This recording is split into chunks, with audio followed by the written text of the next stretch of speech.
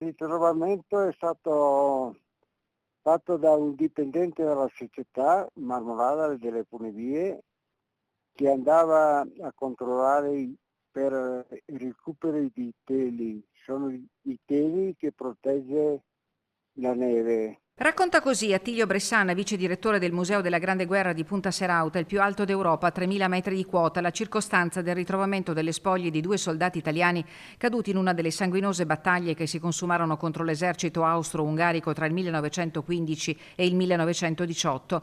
A fare la scoperta un dipendente della Marmolada Funivie tra Cima 11 e la catena del Serauta, dove sono posizionati i teloni che proteggono il ghiacciaio della Marmolada. Subito mi ha avvertito me e io il giorno dopo, subito ho avvertito i carabinieri di Canazei. E dopo, il giorno dopo mi sono recato sul posto e nel frattempo è arrivata la Guardia di Finanza del Soccorso Alpino Passarolle e abbiamo fatto il recupero di 2 corpi.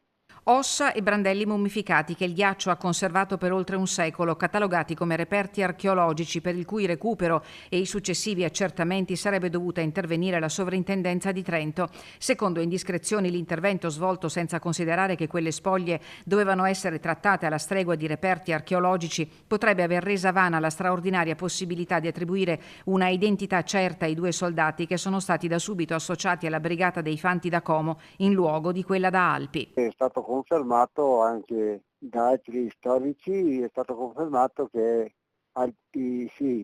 Como, Che sarebbero della Brigata Como. che loro erano a distanza sul Col di Lana. Il conflitto di attribuzione si gioca sul colore delle mostrine, blu quelle della Brigata Como, verdi quelle della Brigata Alpi, che combatté in trincea sul confine della Marmolada, della quale mancano all'appello le spoglie di 10 soldati, tra loro l'ufficiale bellunese Toigo di Pedavena. Le spoglie sono state trasferite nella camera mortuaria del cimitero trentino di Canazei e al termine degli accertamenti su disposizioni di onor caduti di Roma potrebbero essere trasferite al Sacrario dell'Aiten ad Asiago, anche se il vice direttore del Museo Serauta sta lavorando per altra degna sepoltura sul Col di Lana. Tento di fare la possibilità di seppellirli nel cimitero militare di Salesei del Col di Lana. I tempi per il collocamento delle spoglie dei 2 soldati al momento sono ignoti e certo dipenderà anche dalla risoluzione del conflitto di attribuzione di competenze per il quale la battaglia potrebbe trasferirsi nelle aule della giustizia amministrativa.